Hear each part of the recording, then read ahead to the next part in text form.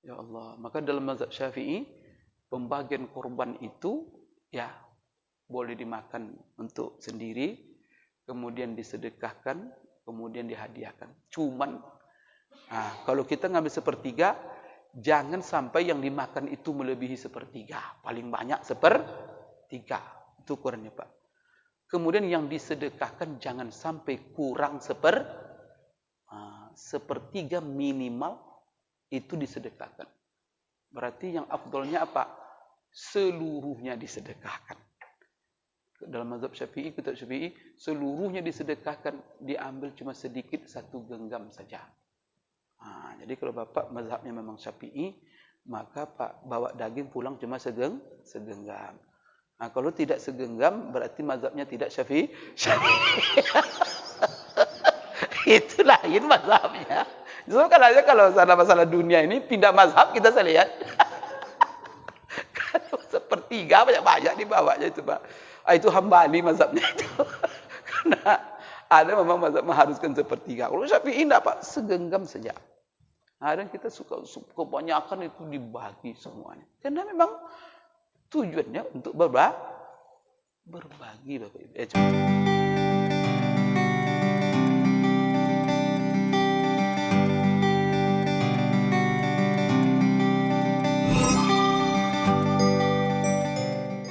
Assalamualaikum warahmatullahi wabarakatuh.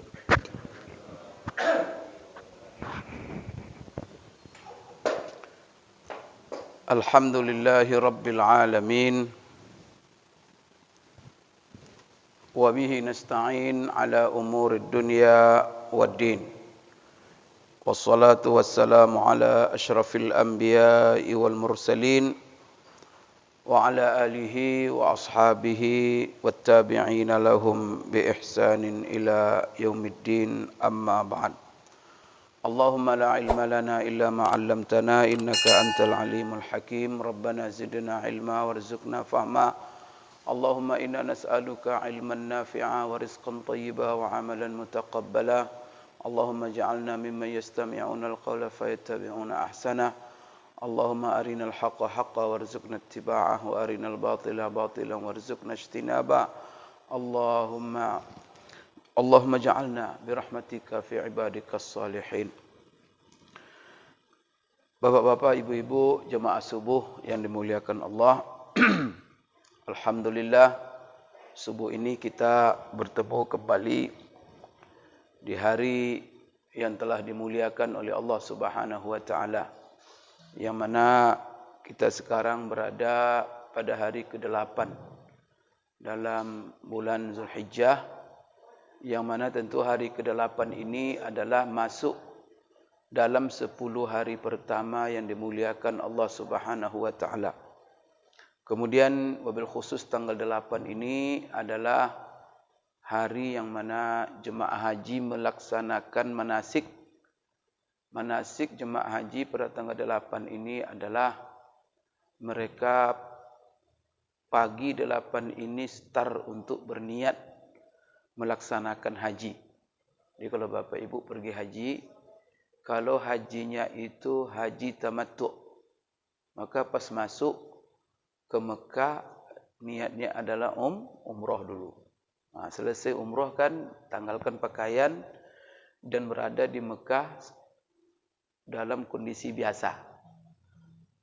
Kapan pakai ihram lagi? Tanggal 8. Maka tanggal 8 ini jemaah haji yang mengambil haji tamattu' atau yang bermukim di Mekah, itu mereka berniat haji itu tanggal 8 inilah pagi.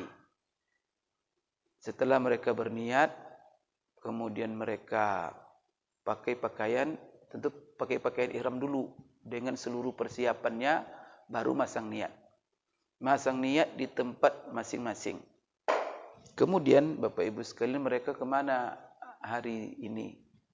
Mereka berangkat Bapak Ibu sekalian ke suatu tempat namanya Mina. Jadi tanggal 8 ini jemaah haji setelah memakai pakaian ihram dan berniat ihram langsung pergi ke Mina. Ke Mina untuk apa? Mabit semalam, melaksanakan solat 5 waktu. Jadi mereka sunatnya tiba di Mina sebelum zuhur. Jadi mereka solat zuhur, asar, maghrib, isya, subuh. Ini sunatnya. Jadi kalau kita mau nampak tilas haji Rasulullah sallallahu alaihi wasallam, jadi tanggal 8 ini langsung tembak ke Mina dulu. Setelah subuh tanggal 9, subuh tanggal 9 Bapak Ibu sekalian, kemana jemaah haji? Jemaah haji menuju ke Arafah. Di subuh besok, setelah subuh itu mereka langsung menuju Arafah. Jadi orang ke Arafah itu startnya dari Mina. Setelah melaksanakan solat 5 waktu. Tapi barangkali Bapak Ibu kemarin haji tidak seperti itu. Ya kan? Dari hotel di Mekah langsung dibawa ke mana? Ke Arafah.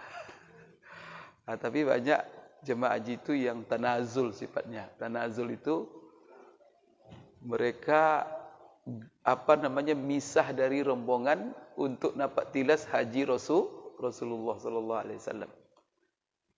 Salah itu Pak Ustaz kalau langsung ke Arafah, tidak ke Mina dulu. Jadi tanggal 8 itu di Mina, jemaah haji ngumpul di Mina. Bapak Ibu sekalian, salah satu kenapa dinamakan terwiyah, karena orang membawa air, persiapan semuanya di Mina. Nanti kan di Mina start, nanti kan keliling ke Arafah, ke Muzdalifah, nanti juga mabit di Mina. Jadi dari Mina itu apanya? Putarannya. Kita langsung ke Arafah. Jadi pagi tanggal 8 ini disuruh siap-siap jemaah haji. Mandi, potong kuku, apa semuanya, pakai pakaian ihram, niat langsung ke padang Arafah. Apa masalahnya Bapak Ibu?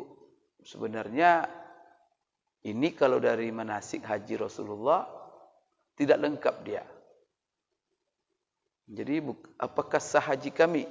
Bapak Ibu sekalian, para ulama menjelaskan bahwa amalan jemaah haji pada hari ke-8 ini yaitu berdiam diri di Mina melaksanakan 5 waktu, hukumnya sunat, tidak wajib. Tidak rukun dan tidak pula wajib. Kalau rukun haji kan berbeda dengan wajib haji. Rukun haji adalah sesuatu yang harus dilaksanakan, kalau tinggal tidak sah haji kita. Tinggal wukuf di padang Arafah, itu tidak ada. Disembeli pun 100 ekor onta, tidak terbayar itu. Harus ulang haji kembali. Itu rukun. Kalau wajib, tinggal yang wajib bisa diganti dengan menyembelih seekor kambing. Kena kita dam, kata namanya kan, denda. Apa contohnya? Tak mabit di Muzdalifah. Kalau orang tak mabit Muzdalifah, sah hajinya? Sah, tapi sembeli gantinya seekor kambing. Melontar tidak ikut, sah hajinya, sah, tapi bayar dam. Mabit di Mina, orang mabit di Mina, dia mabit di Mekah, kan ada, sah hajinya, sah, tapi bayar, itu wajib namanya. Jadi dalam ibadah itu yang dibedakan antara rukun dan wajib hanya ibadah haji. Kalau sholat, rukun wajib sama.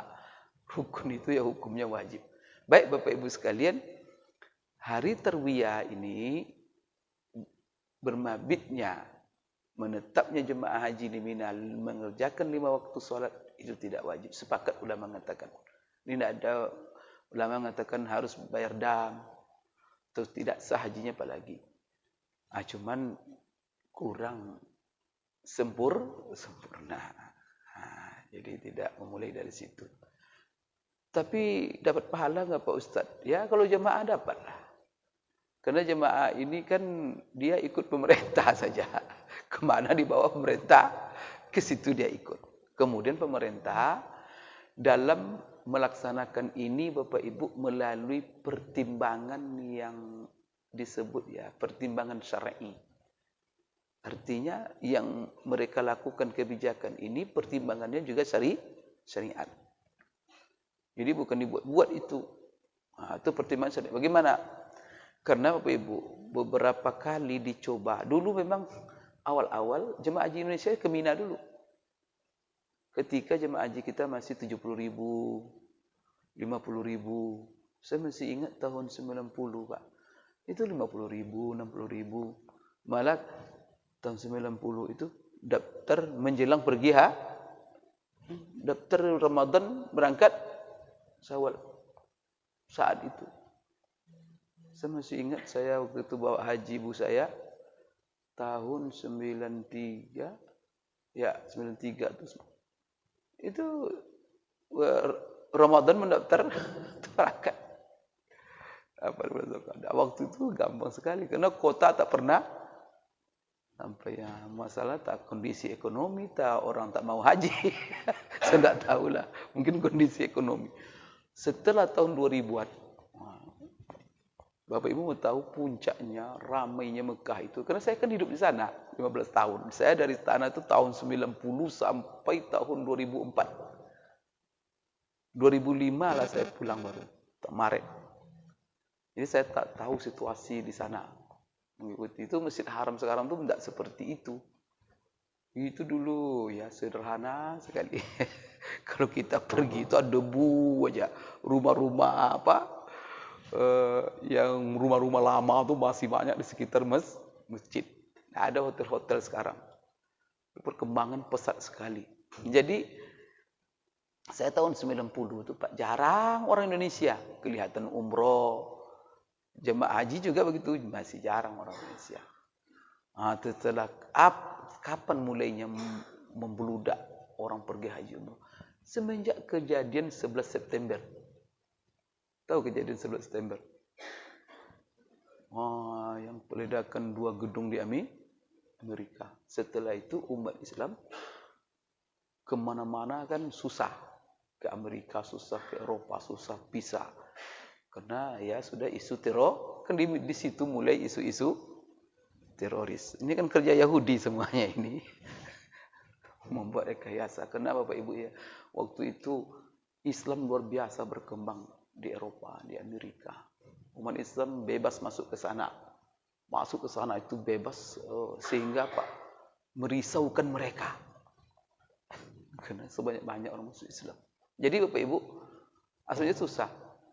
Rupanya umat Islam ini kan banyak yang suka berjalan. Dan tidak bisa ke Eropa, tidak bisa ke Amerika. Akhirnya ke Mekah pergi semua. Melimpah ke Mekah. Semenjak itu mulai. Sekalian. Tahun 2000 berapa itu? 2011 ya? Waktu membludak. Sampai sekarang Bapak Ibu, kan tidak disangka-sangka ini. Mendaftar hari ini, nunggu 28 tahun. La ilaha illallah. Itu Bapak Ibu 200.000 kota. Dan bahkan ditambah kadang-kadang. 210.000. 28 tahun. Sebagian provinsi katanya ada yang 36 tahun. Sekarang. Ya kalau kita daftar ya pesimis kita. Kalau sudah tua-tua tu daftar hari ini. Nunggu 30. Tambah pula corona ini tidak menentu ini tuh sudah tambah pula. Tunggu 2 tahun. Kena 2 tahun sudah tidak berangkat. Jadi Bapak Ibu sekalian. Dahulu. Kenapa pemerintah Indonesia membuat kebijakan akhir-akhir ini itu jemaah Indonesia itu saya kira tahun berapa mulainya itu 2015 atau 2002 berapa bahwa jemaah haji Indonesia tidak dibawa ke Mina tapi langsung ke Padang Arafah. Jadi mengingat membludak jemaah haji terlalu banyak, maka terakhir dicoba itu jemaah haji kita ke Mina. Jadi tanggal 8 di drop lah jemaah haji ke Mina semua Pak. Maktab-maktab semua siap. Apa yang terjadi? Yang terjadi jadi supir-supir bus yang mengangkut jemaah haji rata-rata di Mekah itu kan supir-supir bus musiman. Mereka tak mengenal situasi kota Mekah. Kadang-kadang mereka tidak survei jalan dulu sebelum mereka apa yang terjadi? Dari Mina mereka memberangkatkan jemaah haji untuk manasik yang paling penting, puncak manasik, yaitu wukuf di Padang Arafah. Akhirnya mereka dibawa dari Mina. Dari Mina, bayangkan semua jemaah haji dari Mina menuju ke Arafah. Bagaimana Pak desak-desakannya. Jadi banyak sekali, waktu wukuf selesai, jemaah belum selesai waktu wukuf, Pak. Hari ini sudah pagi 10. Banyak yang nyasar, tidak tahu jalan. Ke Jeddah perginya. Tidak jadi pada Arafah. Maka banyak jemaah haji yang protes. Bahkan bukan hanya jemaah haji biasa. Jemaah haji plus pun banyak yang seperti itu. Nyasar. Bapak Ibu, kalau salah-salah jalan, kemana beloknya? Kemana masuk? Dahsyat. Bapak Ibu sekalian, apa yang terjadi? Kalau kan dengan mengejar Mina, hilang wukuf di padang Arafah. Bapak Ibu sendiri kalau ditanya mana mau? Bapak mau hilang wukuf atau mau kejar ke Mina? Itu masalahnya. Dan secara kaidah syariah juga begitu Bapak Ibu. Kalau bertentangan kita memperhatikan yang sunat dan yang wajib di satu waktu. Kalau kita ngotot mengejar yang sunat, tinggal yang wajib. Apa yang kita lakukan? Kejar yang wajib, tinggalkan yang sunat. Bahkan itu ada kaedahnya Pak. Artinya apa? Iza ta'arad maslahatani. Ru'iyya ru'iyya akhafi birtikabi a'zamihima. Artinya kalau dua maslahat yang bertentangan, maka harus dibatalkan salah satu, diambil yang paling besar. Mana yang besar maslahat wajib dengan sunat? Tentu maslahat wajib. Maka tinggalkan maslahat sunat untuk mengejar yang wajib. Itulah yang menjadi dasar. Daripada hendakkan wukuf pula di Arafah, lebih baik tinggalkan hari ke-8 di Mina. Jadi kadang-kadang jemaah haji kan protes pemerintah Pak. Padahal pemerintah itu melalui kebijakan yang mana dasarnya juga syariat. Ini untuk kita ketahui saja supaya kita jangan, ya Allah, ini Ustaz bagaimana ini? Haji sunnah harus ke Mina dulu. Saya kemarin langsung ke Arafah. Bapak Ibu, dapat kita pahala Mina? Dapat. Karena kita menghindarinya demi untuk mengejar wukuf di padang Arafah. Jadi Bapak Ibu yang kemarin tidak sempat di Mina tanggal 8 seperti hari ini, karena sunatnya itu banyak sunat yang tinggal di situ. Tapi itu adalah sunat demi mengejar wukuf di padang Arafah. Baik Bapak Ibu sekalian, jadi kita sekarang di hari Tarwiyah namanya, yang mana jemaah haji ada di Mina. Mereka di situ berzikir, mereka di situ sholat, di situ mereka bertasbih, kemudian memperbanyak ibadah, baca Quran. Untuk orang yang tidak haji gimana? Juga Bapak Ibu. Di kita supaya seimbang. Allah kepingin yang haji dapat keutamaan, yang tidak haji juga dapat pahala. Jadi ada ibadah untuk orang yang haji, ada ya ibadah untuk orang yang tidak haji. Maka apa ibadah yang untuk orang tidak haji? Hari-hari ini dijadikan Allah hari istimewa. Apa kata Rasulullah? Tidak ada hari yang mana amal soleh paling dicintai oleh Allah dilakukan. Artinya yang paling tinggi pahalanya seperti amal soleh di 10 Zulhijjah. Perbanyaklah amal soleh. Dan Rasulullah tidak tentukan. Pertama sekali Bapak Ibu, itu menginginkan kepada kita semua gerak kita jadikan amal soleh. Kalau sudah amal soleh, ahabbu ilallah, yang paling dicintai Allah. Maka kalau kita ditanya kapan sedekah yang paling afdal, sedekah 10 Zulhijjah. Kapan puasa yang paling afdal? Puasa sunat, puasa 10 Zulhijjah. Zikir yang paling afdal, zikir 10 Zulhijjah. Bahkan zikir, inilah hari-hari zikir.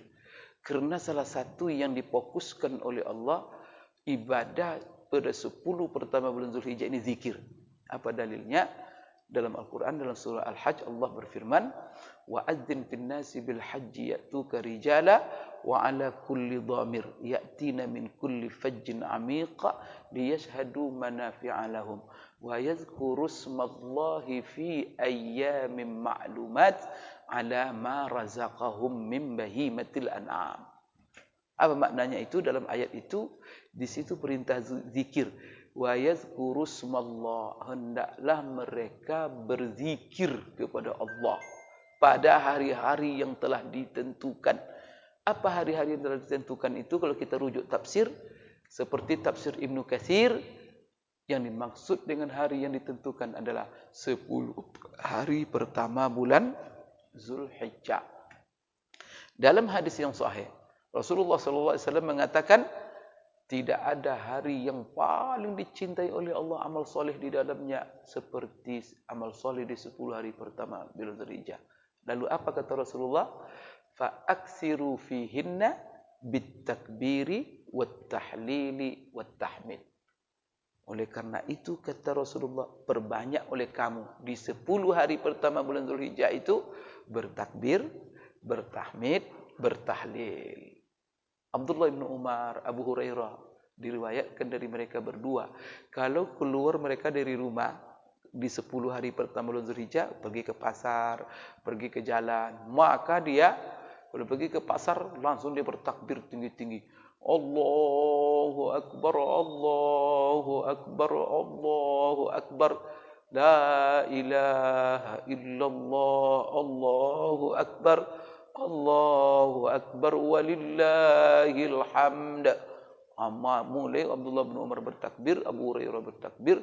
Setelah itu gempar orang di pasar, semuanya mengikuti takbir Abu Hurairah dan juga Abdullah bin Umar. Jadi ini adalah hari berzikir. Jadi kalau bapak ibu ditanya, kapan berzikir yang paling afdal? Maka jawabannya, zikir di 10 hari pertama bulan Zulhijjah. Bapak ibu sekalian, kemudian juga hari 10 Zulhijjah ini istimewa, ada hari Tarwiyah, karena di situ start jemaah haji. Yang kedua hari Arafah. Yang mana hari Arafah ini Allah khususkan hari ini untuk melaksanakan puncak haji. Karena Rasulullah mengatakan Al-Hajju Arafah. Haji itu adalah wukuf di padang Arafah. Pak Ustadz, saya tak ikut haji, bagaimana? Ya kan? Jadi Bapak Ibu ya, di hari Arafah itu meratap-ratap iblis Bapak Ibu. Meratap-ratap iblis. Dalam satu riwayat, berguling-guling dia di padang pasir Arafah itu. Kenapa berguling meratap iblis? Menyesali dirinya. Menyesali, kesal gitu. Sampai dia menangis karena saking kesalnya. Apa yang dikesalkannya? Karena di hari itu rahmat, keampunan Allah, Allah buka luas-luas.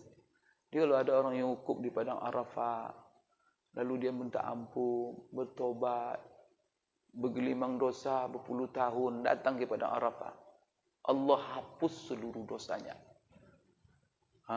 Bagaimana iblis tak menangis? Dia sudah capek-capek. Pak, iblis ni capek dia goda kita, Pak. Ya, ke masjid pun kita diikutinya terus. Solat tahajud kita, dia ikut solat tahajud sama kita itu, tapi digoda-godanya. Awal iblis itu. Siang malam. Tiba-tiba Pak, dosa-dosa itu kita menyimpang, kita menyeleweng. Dosa, tumpukan dosa catatan kita banyak sekali. Datang di padang Arafah, nangis kita di hadapan Allah. Allah hapus. Sia-sia enggak usaha dia semua. Itu membuat dia berguling-guling di padang Arafah.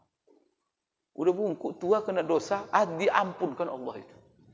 Ya Allah, hari Arafah itu hari istimewa. Jadi kata ulama, hari Arafah itu lebih afdal daripada malam Lailatul Qadar.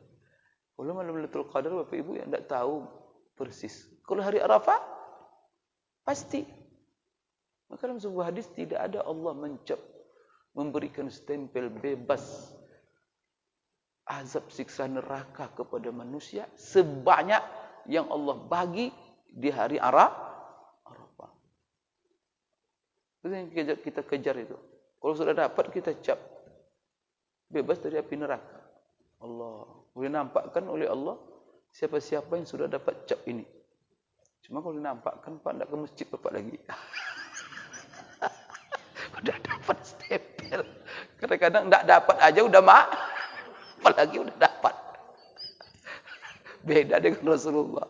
Rasulullah dinampakkan kenapa? Karena Allah tahu dia itu kalau sudah dinampakkan semakin rajin dia ibadah. Rasulullah itu turun ayat menjelaskan dosamu yang telah lalu dan akan datang sudah diampunkan.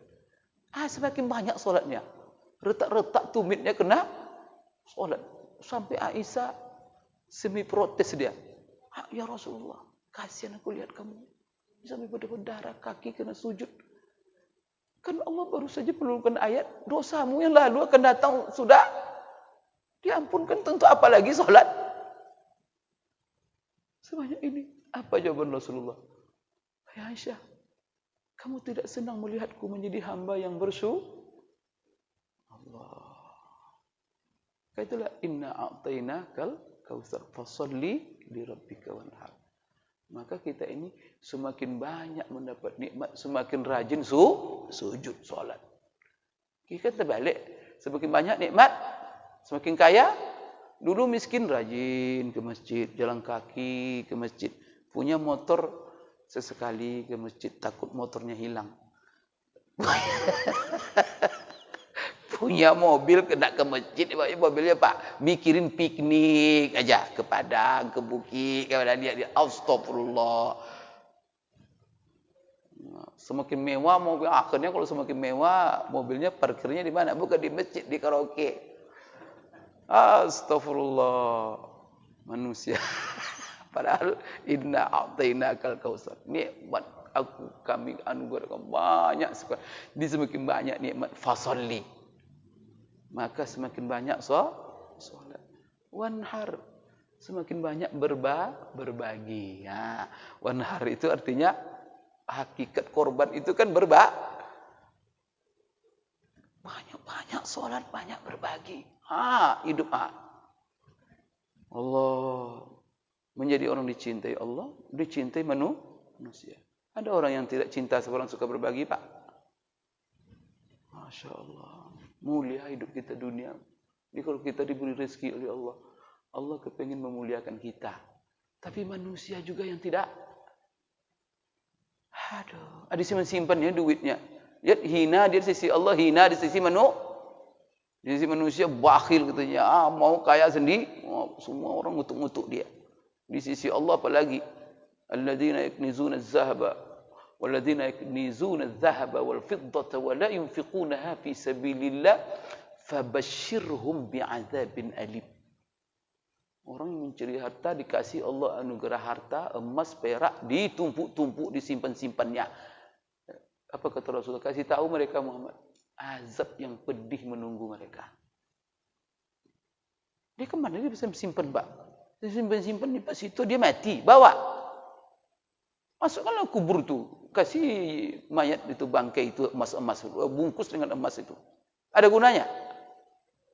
Tak ada. Hari ini bungkus dimasukkan kubur, gali kubur kita oleh orang. Atau penjahat siapa yang apa ambil semuanya. Ada Bapak Ibu sekalian. Banyak-banyak tunggal untuk ahli waris. Kalau baik ahli waris ya, kalau enggak habis ke narkoba dibuatnya. Kita dah capek carinya. Ya Allah, maka Bapak Ibu sekalian, fasholli. Banyak. Indah sekali memang Bapak Ibu ya, kalau ada orang kaya, orang taat Pak. Orang miskin kan begini, ya Allah, itu orang sudah kaya, dah taat. Saya ini udah miskin dari ke masjid. Itu menarik motivasi.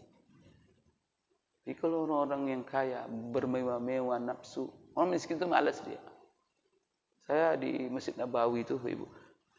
Itu sak pertama tuh orang kaya semua. Sak pertama itu. Karena mereka yang punya hotel-hotel orang kaya itu, saya senang kalau di Saudi itu. Kenapa? Orang-orang kaya yang taat. Taat sekali Pak. Tak pernah absen. Jadi kalau kita itu sudah tidak kaya, sudah tidak menjaga sholat. Saya yang fenomena di kami di Madinah kan pengalaman saya. Orang kaya, kami tahu beberapa orang kaya di Madinah itu punya supermarket, punya pom bensin, punya listrik. Itu dia kalau masuk ke masjid itu Pak, pasti setiap pergi ke masjid 5 waktu itu sakunya itu penuh duit. Penuh duit. Itu jalan kaki dia nanti kadang. itu Pak, sepanjang jalan kaki itu, Pak bagi. Keluar itu kosong tuh sakunya. Nanti kami mahasiswa kalau ada duit, tunggulah di situ. Sengaja di mana jalan dia itu duduk. Ya. Itu miskin. Saya tidak melihat fenomena ini di kita. Orang kaya pergi ke masjid bawa duit, setelah itu pulang kok kosong. Lu yang namanya apa? Dia berbagi. Sudah taat solat, kemudian berbagi. Coba ibu sekalian, orang berbagi itu yang dipuji oleh Allah. Kalau orang tak mau berbagi, Pak, tak peduli, malah terancam solatnya itu. Itu apa kamu solat kalau kamu tak berbagi? Maka orang yang dicela solatnya adalah orang rajin solat tapi tak mau berbagi. Tak peduli orang miskin, tak peduli anak yatim. Itu apa solat? Apa kata Allah? Ara'aita alladhi yukazzibu biddin, fadzalika alladhi yad'ul yatim wa la yahuddu ala ta'amil miskin fawailul lil musallin. Tahu kamu hai Muhammad orang yang mendustakan agama? Berdusta dia mengatakan saya beragama, saya beragama. Atau tahu kamu siapa yang tidak yakin berdusta dengan keyakinan akhirat? Tidak percaya di hari pembalasan. Itulah. Lihat bagaimana sikapnya kepada anak yatim. Bagaimana sikapnya kepada orang miskin. Maka berkorban ini Bapak Ibu. Itu sebenarnya setelah surat Al-Ma'un, ara'aital ladzi yukazzibu biddin, surat apa? Dalam susunan Quran. Jarang sudah perhatikan ya. Setelah ara'aital ladzi yukazzibu biddin itu surat Al-Kautsar, inna a'taina. Apa hubungan dua surat itu?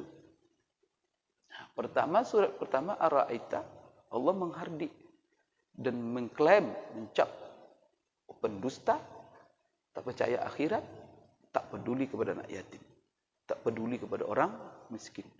Kalau disuruh mengajak membantu orang miskin, malah dia pula mendorong supaya orang jangan bantu. Biarlah tu orang-orang miskin itu pemalas, biarin aja lah menderita mereka.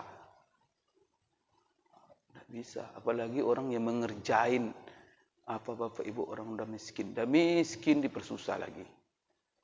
Kemudian udah miskin Bapak Ibu yang kadang-kadang dia hanya cari makan untuk mempertahankan hidup. Dihambat-hambat lagi untuk cari rezeki. Dikasih juga tidak. La ilaha illallah. Orang nangis kita Bapak Ibu sekalian ya. Ini berbahaya sekali sikap ini. Maka apa kata Allah? Fawailul lil musallin. Jadi kita ini Bapak Ibu kalau tidak kan bisa memberi, minimal kita menjadi motivator, pendorong orang-orang untuk mari kita bantu saudara-saudara kita yang miskin. Maka panitia korban ini bagus ini. Ini salah satu motivasi untuk berbagi kepada orang-orang miskin dalam masalah makanan. Bapak Ibu sekalian, fawailul lil musallin, neraka celaka bagi orang yang solat. Maka solat orang begini, dia solat tak peduli dengan anak yatim miskin. Allah katakan solatnya ada beberapa kemungkinan. Pertama, alladzina hum an salatihim sahun. Orang yang tidak mengerti tentang solat. Sahun itu kan lalai. Dia solat juga Pak, tapi tak mengerti apa arti gerakan-gerakan solat, apa yang disebut dalam solat tak mengerti. Itu yang pertama. Yang kedua, sahun itu mengerjakan solat di luar waktu. Ya, solat itu asal solat, tak peduli dengan rukun, tak peduli dengan syarat, tak peduli dengan itu. Yang kedua, solatnya itu apa? Tak benar kata Allah. Solatnya itu apa? Allazina hum yura, solat beria-ria saja. Kenapa? Itu tanda orang solat beria-ria. Solatnya tidak berpengaruh kepada sikap kepeduliannya. Jadi inti agama ini Bapak Ibu, kenapa kita beriman, berakidah, taat ibadah, supaya kita menjadi manusia peduli. Orang peduli inilah yang dipuji oleh Allah. Siapa manusia terhebat, yang paling hebat untuk dicontoh manusia peduli? Siapa? Rasulullah itu kepeduliannya Pak ya. Sampai kalau dia pakai baju bagus, itu dipuji orang. Ya Rasulullah, bagus sekali bajumu. Itu tidak tidur dia tu Pak. Masa itu pulang dia ditanggalkannya baju itu, dicarinya sahabat yang muji tadi.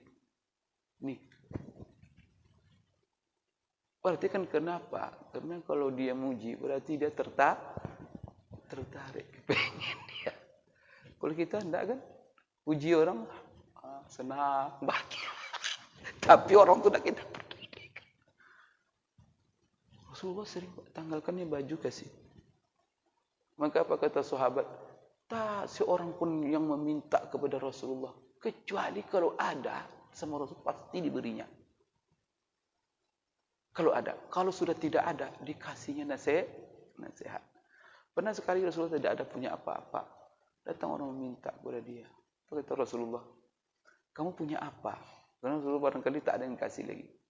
Saya punya ada tikar ya Rasulullah di rumah. Apa tikar itu? Tikar itu ya tikar lah, lusuh pula. Tikar apa pula buat sini? Panggil Rasulullah sahabat, dilelangnya. Siapa yang beli tikar ini? Karena yang melelang Rasulullah. Itu berebut sahabat belinya. Setelah berebut sahabat belinya, laku dah tikar itu kan. Jadi kata Rasulullah ini, jadi harga tikar tadi ini untuk biaya hidup kamu. Yang ini kau belikan nanti kampak, kau belikan tali, ya kan? Setelah itu apa? Kau bekerja cari kayu api minimal. Kenapa? Karena kau pikul kampak dan kau pergi dengan tali, pergi ke hutan cari kayu api lalu kau jual. Itu lebih mulia darimu untuk hidupmu daripada kau meminta. Wah, nasihat hebat Rasulullah sallallahu alaihi wasallam. Artinya apa? Bekerja asal halal. Dan bekerja yang halal, serendah apapun pekerjaan tapi halal, jauh lebih mulia daripada meminta-minta. Itulah Rasulullah sallallahu alaihi wasallam. Rasulullah itu kalau Bapak Ibu saya tanya, kaya Rasulullah itu atau miskin? Kaya, Pak. Korban dia terakhir itu 100 ekor. Entah apa nama Bapak Ibu dengar orang kaya 100 ekor unta. Itulah Rasulullah.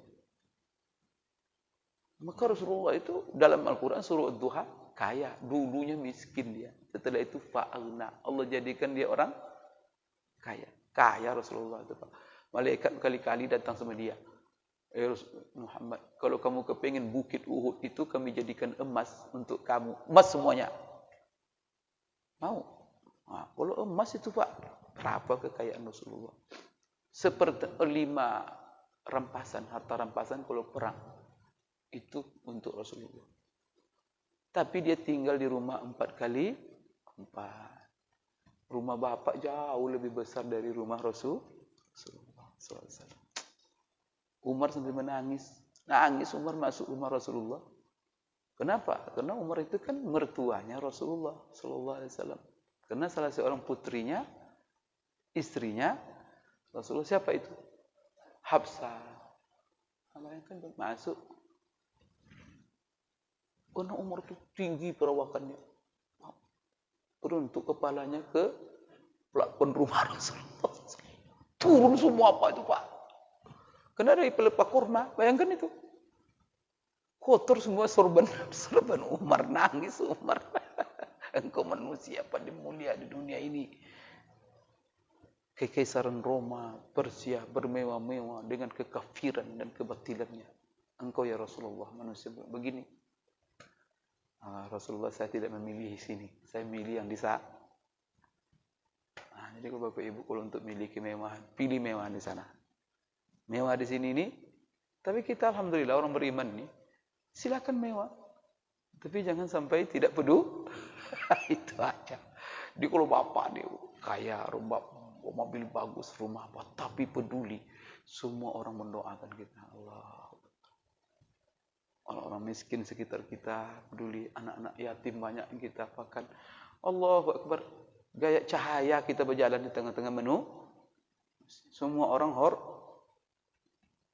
tapi coba kaya apa tapi tak pernah menyapa. Nyumpah orang semua doa mati dah. Ya kalau mati dah ada peduli lagi. Gitu Bapak Ibu ya, subhanallah. Inilah ajaran Islam. Inilah agama kita. Bapak Ibu sekalian, maka hari-hari ini hari-hari yang mulia ya. Hari-hari yang mana Allah Subhanahu wa taala memperlihatkan sejauh mana kepedulian kita, dan kepedulian itu Bapak Ibu sekalian itu menjadi amal yang sangat istimewa, dan itu adalah bukti keimanan kita. Di sini jadi kalau ara'aital ladzi tadi mendustakan agama karena tak peduli orang miskin, kemudian dia solat ria. Sebaliknya, dan tidak mau membantu sesama, wa yamna'unal ma'un. Dia punya mobil, ada orang terdesak tetangga tak mau minjamkan, ada kelebihan dia pemilik, orang butuh dia malah simpan, itu semuanya wa yamna'unal ma'un, tak mau membantu orang padahal dia punya. Bapak Ibu sekalian, setelah itu inna a'tainakal kautsar fashalli li rabbika wanhar. Oleh karena itu kami semuanya yang memberikan nikmat itu. Jadi Allah ingatkan, itu nikmat yang ada di tangan kamu, itu semuanya kami yang maksudnya itu anugerah Allah. Kalau Allah ingin berhentikan, kalau Allah ingin cabut, maka Allah kisahkan orang yang sombong, kekayaan luar biasa. Sampai sekarang Pak ya, saking kayanya ini orang, kalau kita gali di bawah rumah kita tuh ketemu emas di bawah rumah kita. Orang bilang apa? Si Anu dapat harta korun katanya. Semua itu gali itu dapat oleh kita. Dalam gunung, dalam apa. Itu kata orang itu semuanya harta. Perhatikan korun ini kaya sekali. Bapak Ibu kepingin tak jadi Bapak Ibu anak kita jadi orang kaya? Kalau Bapak Ibu pengen jadi orang kaya anak kita, maka namakan dia korun. Nah, korun sini.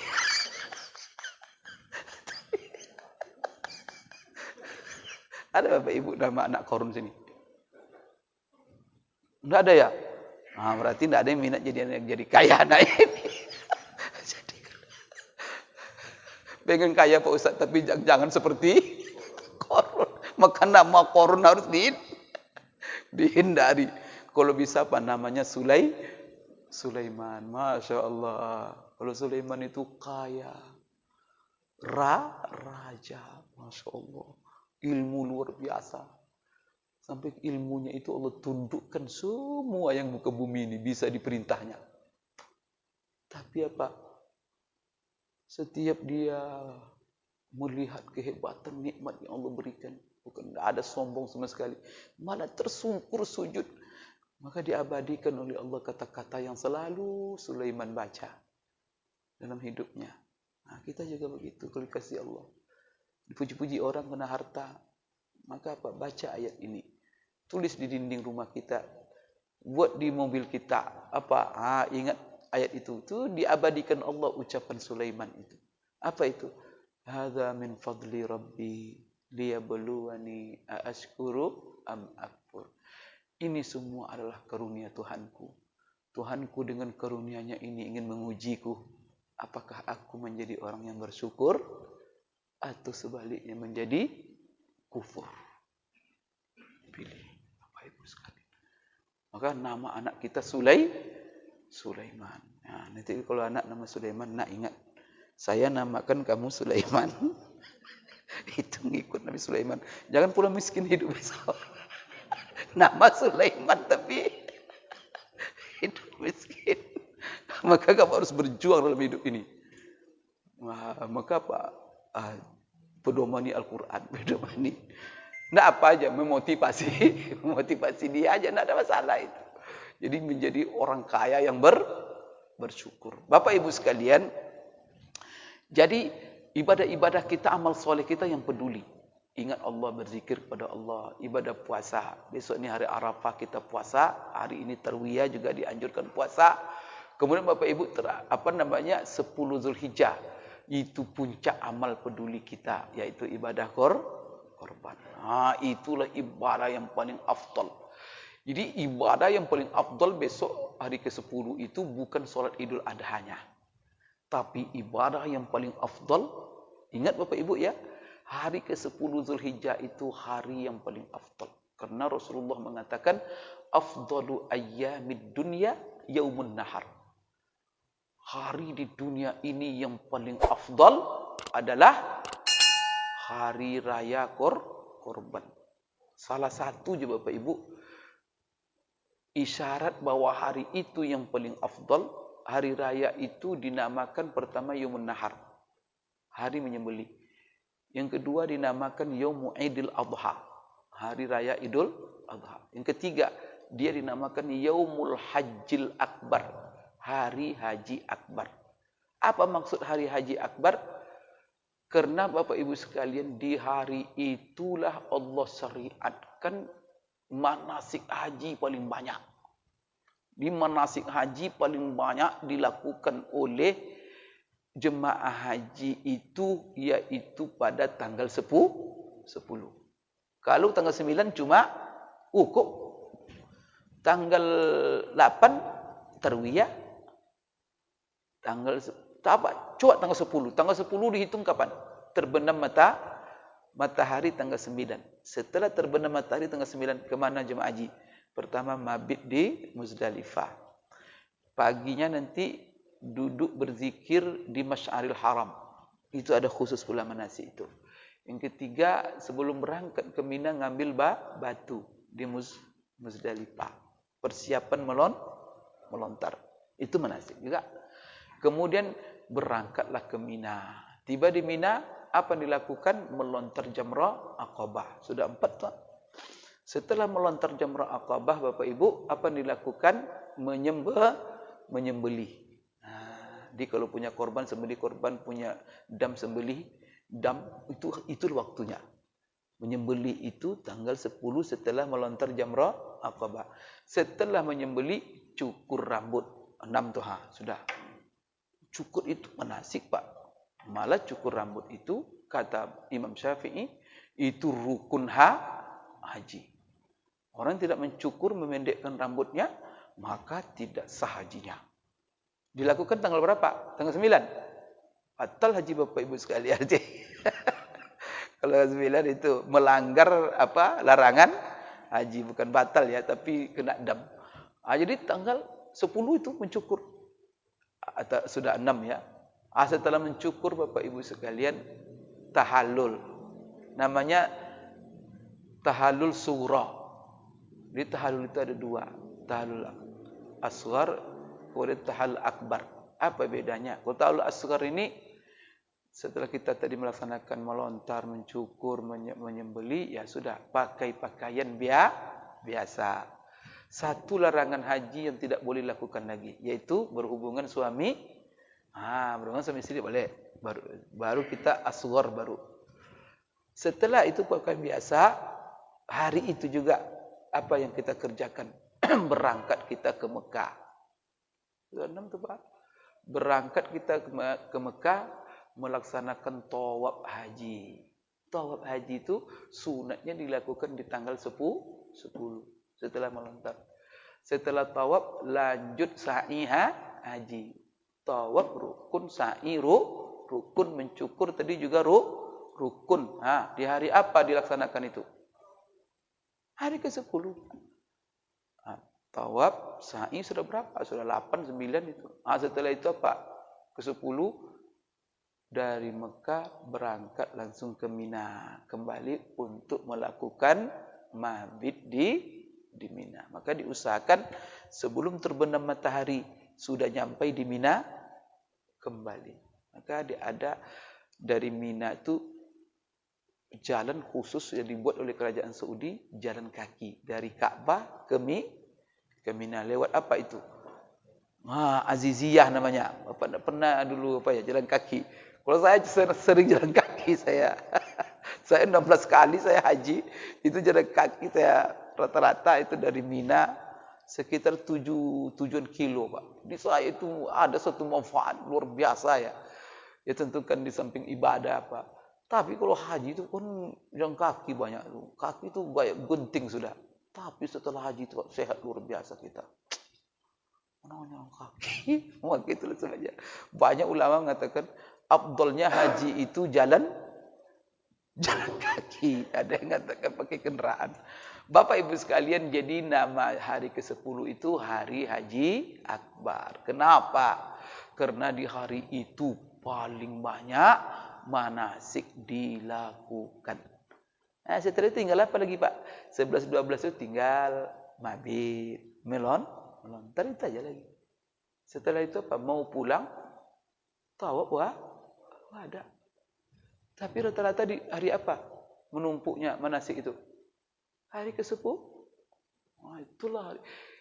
Allah tak akan syariatkan, tidak akan syariatkan banyak ibadah di satu waktu kecuali waktu itu sangat mulia. Maka Rasulullah mengatakan, afdalu ayyamid dunya yaumun nahar. Hari yang paling mulia di dunia ini, hari raya korban itu. Nah, sekarang Bapak Ibu, Allah tidak akan istimewakan hari itu kecuali hari itu adalah untuk ibadah, mendekatkan diri kepadanya. Kalau orang haji tadi sudah tahu kita apa alasan. Sekarang bagaimana untuk kami yang tidak haji Pak Ustadz? Kita tidak haji ini gimana? Apa yang istimewa untuk kita? Dengarkan Bapak Ibu.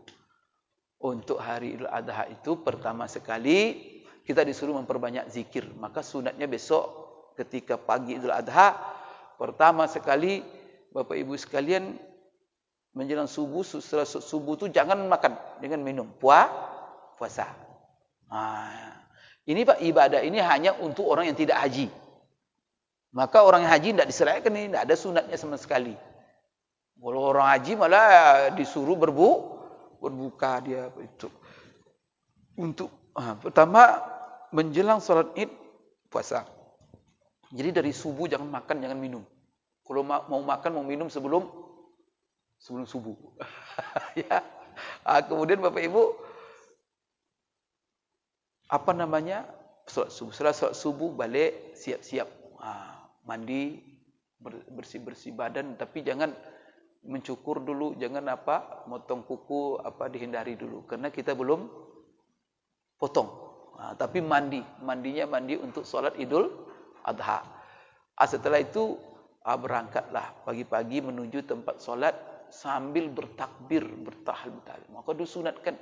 Ini kadang-kadang Bapak Ibu tidak dilakukan. Rasulullah SAW sangat menganjurkan. Keluar kita dari rumah menuju masjid, menuju lapangan, maka angkat suara, khususnya bagi laki-laki.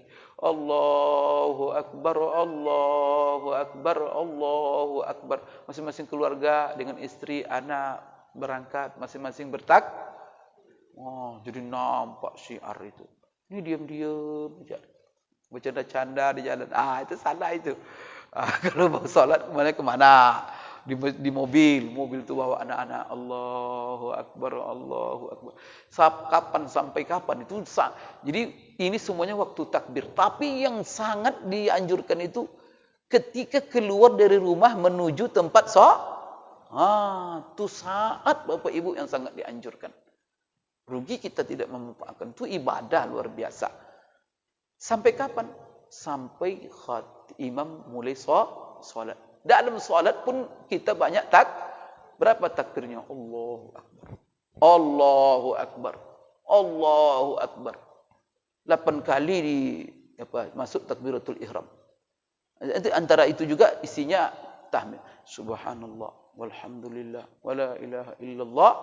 Allahu Akbar. Allahu Akbar. Khutbah pun khatib memperbanyak takbir. Maka takbir di khutbah pertama 9. Allahu Akbar, Allahu Akbar, Allahu Akbar. Takbir aja isinya. Antara alinea khutbah pun diisi dengan Allahu Akbar walillah ilham. Begitu. Karena memang itu hari takbir Pak. Itulah harinya itu. Maka jangan kita segan-segan. Jangan ikuti malas. Karena setan tak mau dia kita banyak pahala Pak. Setan itu kepengen miskin kita dibuat. Miskin harta, miskin pahala. Setelah itu masuk neraka. Itu pengennya setan itu. Jangan diperturutkan. Maka pelajari sunnah, amalkan. Jadi Bapak Ibu sekalian, setelah itu kita duduk dan disunatkan pakai pakaian baru. Pakaian yang baru, bersih. Kemudian Bapak Ibu sekalian tentu indah. Serasi pantas gitu. Yang pula dipakai pakaian pesta nanti kalau batik itu ke pesta itu, kalau pakaian sholat itu kan lain. Khusus adat tradisi masing-masing kita untuk bagaimana seindah pakaian solat. Itu yang kita pakai. Kemudian Bapak Ibu sekalian, mengikuti solat Idul Adha. Ini amal pada hari itu. Dan ikuti sampai selesai khutbah. Jangan selesai solat pergi pulang. Nanya maaf, selesai pulang dia. Khutbah itu ibadah. Mendengarkannya itu ilmu, ibadah, meningkatkan iman, banyak manfaatnya. Itulah kesempatan kita mendengar nasihat. Setelah itu Bapak Ibu, pulang kita. Ibadah inti pada hari itu, yang paling afdal. Ini semuanya ibadah pada hari ke-10. Ini semuanya untuk orang yang tidak haji. Di puasa tadi untuk orang tidak haji. Salat Idul Adha itu disunatkan hanya untuk orang yang tidak haji. Orang yang haji tidak disunatkan Bapak yang mana yang sudah pergi haji ini? Sudah pergi haji? Bapak ketika haji salat Idul Adha, Bapak? Tidak ada. Karena salat Idul Adha itu untuk orang yang tidak haji. Karena orang yang haji waktu itu kita salat Idul Adha, mereka melontar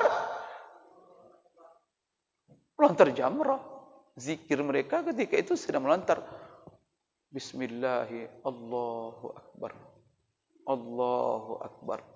Allahu Akbar, Allahu Akbar. Setelah melontar itu, bertakbirlah mereka sepanjang hari itu. Allahu Akbar, Allahu Akbar, Allahu Akbar. Takbir itu dimulai kalau untuk orang haji setelah wukuf di padang Arafah. Jadi mulai malam terbenam matahari itu dari Arafah, ketika itu talbiyah stop. Tidak labbaik Allah lagi. Sebelum ke depan di Arafah, mulai dari ihram sampai wukuf itu talbiyah labbaik Allahumma labbaik labbaik la syarika laka labbaik. Tapi kalau sudah terbenam matahari Bapak Ibu sekalian di hari Arafah itu langsung apa lagi yang berkumandang? Allahu Akbar, Allahu Akbar. Itulah zikirnya sampai nanti melontar. Jemaah kita yang tidak haji itu juga yang paling afdal di malam Dzulhijjah. Maka malam 10 itu kita sudah bertakbir, paginya menjelang salat kita bertakbir, maka salat itu disunatkan hanya untuk orang yang tidak haji. Setelah itu Bapak Ibu, apa amalan yang paling afdal di hari yang paling istimewa itu?